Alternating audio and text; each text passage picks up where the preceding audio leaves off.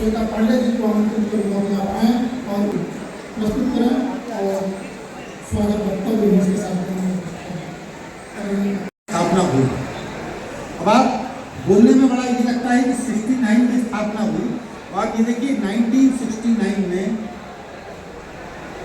उस समय ये विचार आया कि क्यों ना एक ऐसा संगठन बनाया जाए, एक ऐसी योजना या पॉलिसी बनाई जाए जिसमें कि युवा जुड़े, शिक्षा करते हुए अपनी शिक्षा प्राप्त करते हुए युवा जुड़े और देश की सेवा के लिए कुछ संकल्प लिया।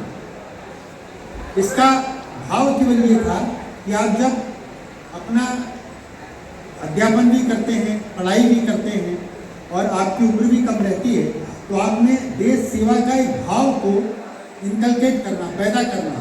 तो आप सभी स्वयंसेवकों के लिए, कार्यक्रम अधिकारियों के लिए, डिपार्टमेंट्स के लिए कुलपति जी उपलब्ध रहते हैं। अभी भी सुबह के वक्त एक कार्यक्रम से फुर्सत हुए, लेकिन इस कार्यक्रम के लिए वो बड़े समय से इंतजार कर रहे थे कि इसको कब शुरू करना है, यद्यपि बहुत व्यस्त कार्यक्रम है।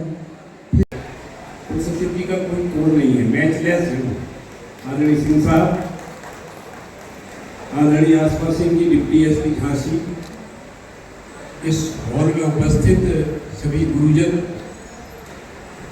देवियों, सज्जनों, प्यारे मित्रों, पत्रकार बंधुओं,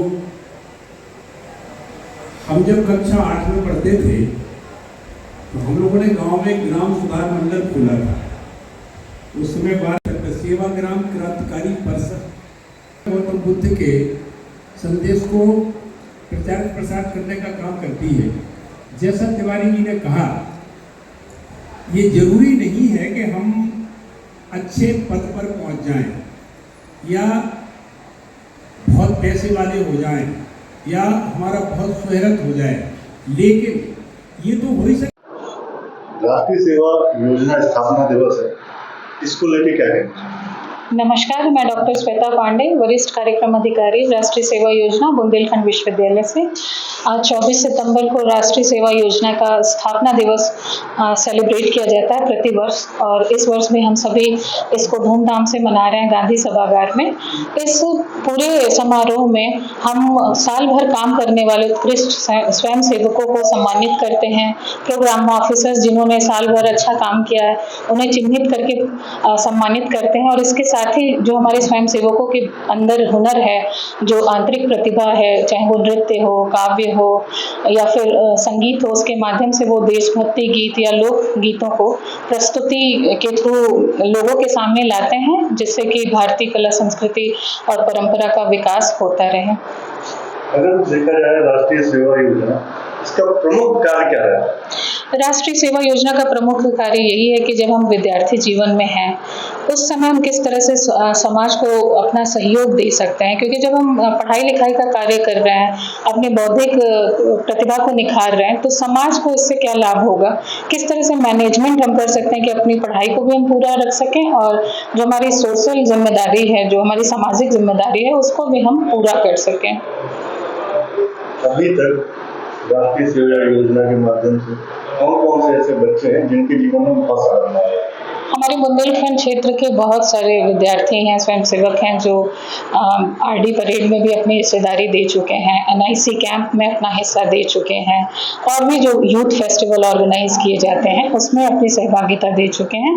और मुझे लगता है कि जो भारत के राष्ट्रीय स्तर पर जो अपनी पहचान दिलाने का काम, जो हम लोग कहते हैं कि राष्ट्रीय सेवा योजना सड़कों से राजपथ तक का सफर, तो उसको पूरा करता है। और मुझे लगता है कि ये एक बहुत बड़ा मैसेज है हर स्वयं सेवक के लिए, जो टैलेंटेड है, जो समाज के लिए कुछ करना चाहता है, वो राष्ट्रीय सेवा योजना से जुड़ के अपनी भागीदारी दे सकता है। के माध्यम से समाज के लिए कुछ संदेश देना चाहते हैं? चैनल के माध्यम से मैं यही संदेश देना चाहती हूँ कि जो भी विद्यार्थी जीवन में विद्यार्थी हैं, पहले तो अपना एक लक्ष्य निर्धारित करें, और देखिए आपकी पढ़ाई लिखाई, आपकी कामयाबी का एक हिस्सा ज़रूर समाज को दें, क्योंकि इन सभी के प्रयास से एक किसान खेती करता है, आपको अनाज देता है, तब आपका बॉडी जो है किसी काम के लिए होता है। एक ग्वाला होता है जो गाय की सेवा करता है, आपके लिए दूध उपलब्ध कराता है। इस तरह से अनेक काम हैं जो पूरा समाज मिलकर करता है, तब जाके आप एक कामयाब नागरिक बनते हैं। तो आपका दायित्व भी बनता है आप इन सभी के प्रति अपने जो फर्ज है उसको पूरा करें। बुंदेलखंड विश्वविद्यालय की बात करें तो कई सारे जो कुलपति जी हैं उनके कार्यकाल में बहुत सारी उपलब्धियां भी जुड़ी। क्या एनएसएस का भी कोई ऐसा उपलब्धि रही हो विचार? जी हाँ, बिल्कुल। हमारे माननीय कुलपति प्रोफेसर मुकेश पांडे जी के दिशा निर्देश में राष्ट्रीय सेवा योजना ने बहुत ही उत्कृष्ट कार्य किया है। हमारे जो इस समय समन्वयक हैं और कुल सचिव भी हैं श्री विनय कुमार सिंह जी, उनका निर्देशन मिलता रहता है और हम सभी जितने भी हमारे पास प्रशासन से आदेश आते हैं, इसके अलावा भी जो हमारे अपने आइडियाज़ होते हैं उसको आगे करने में कभी भी प्रशासन ऐसा नहीं है कि हमारा सहयोग ना करता हो। हमें भरपूर सहयोग मिलता है और हमें और अच्छा करने का ऊर्जा मिलती है। आज जो कार्यक्रम चल रहा है इसमें कितने लगभग बच्चे आए?